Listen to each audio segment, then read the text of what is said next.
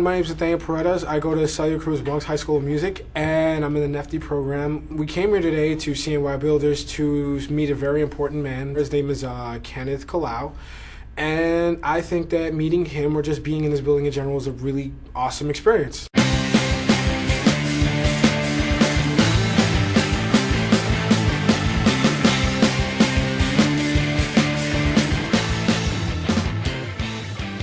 You're teaching kids about entrepreneurship, letting them know that it's an option. How do you write a business plan? What separates you from actually opening a business of your own? Not everybody will, but learning at least what entrepreneurship is all about will open the doors for a lot of them. That's what NFTE really fundamentally does.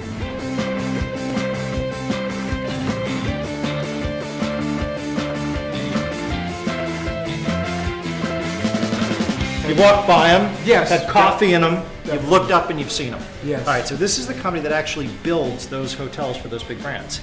All over the world. In Brussels, they built a huge Marriott. This is one of the big builders. When you see these huge construction projects going up in Manhattan, this is the company that actually built it. It's not Marriott themselves that do it.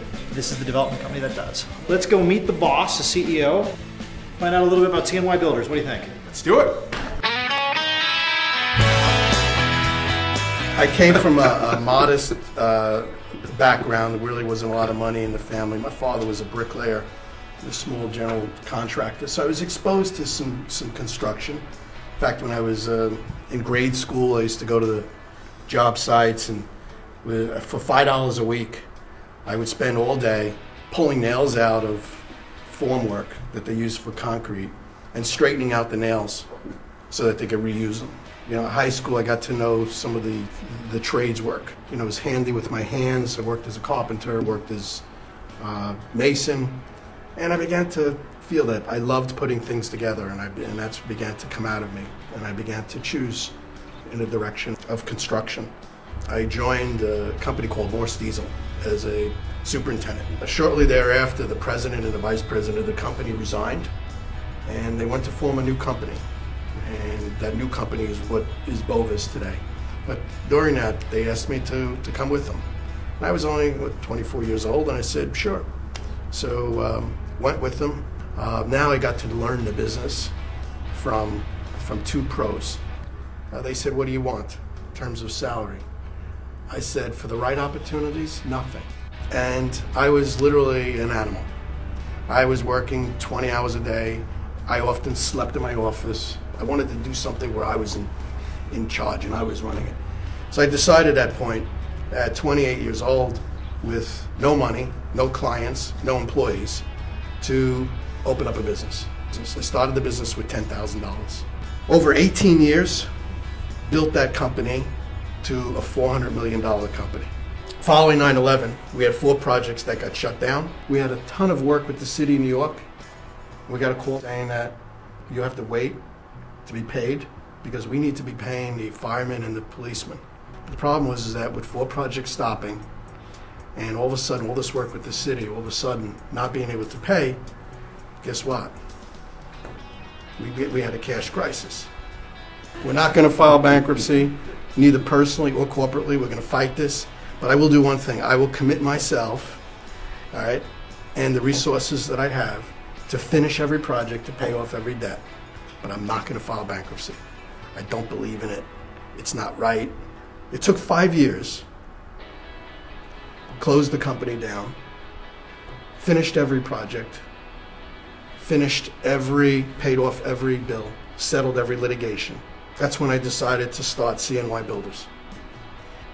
The bottom line is it's about your reputation. And that's why I refused to file bankruptcy. It's about your reputation. And the silver lining was, as soon as we started CNY Builders, clients began to call up and say, hey, you did the right thing. Nobody does that. Here's a job. Here's another job. Here's another one. All of a sudden, with the new company, we went from 0 to 60 in 10 seconds.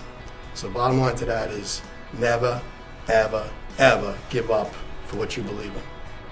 This is a building we're going to go look at today. This is a shot from the roof. This building is a brand new hotel.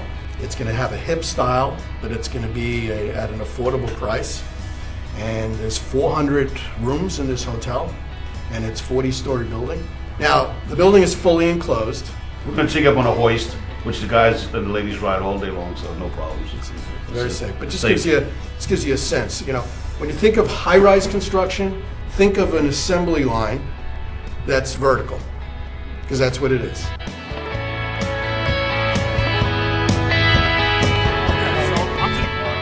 Is it alright if I just stand in one spot for the rest? Is it alright if I take the stairs down?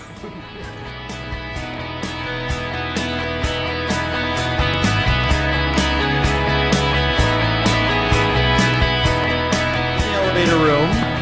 Yeah, I mean, we're in the elevator room. There's a bunch of weird and odd, you know. These are technical terms, weird and odd. Yes, very technical, very incredibly weird and odd, but interesting. Very interesting contraptions here. You have these machines here that apparently they have the cables connected to them, and this is basically what pulls and pushes the elevator up and down all day. All right, well, let's go get our picture taken with a nice view. That would be wonderful. You should follow me. You know, you did cut the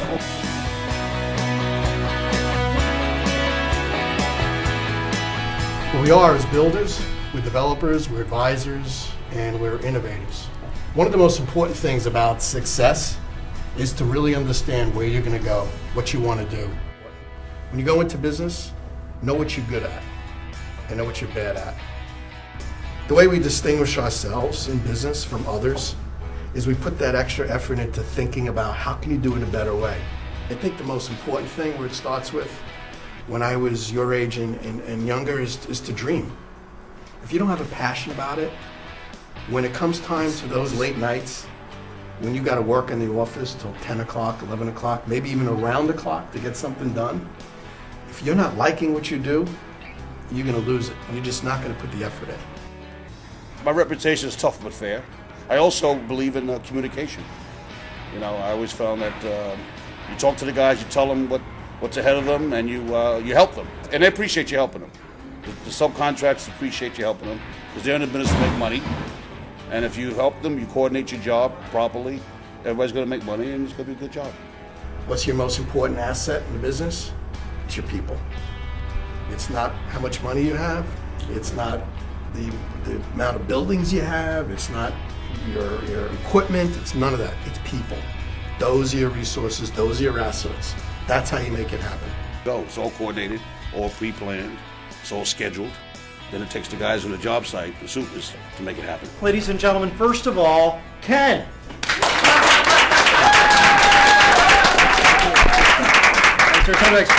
So this nifty class would like to award you, first of all, a textbook on how to start and operate a small business, which has a variety of items, skills meet success, so anything you want to know, it's right in this book.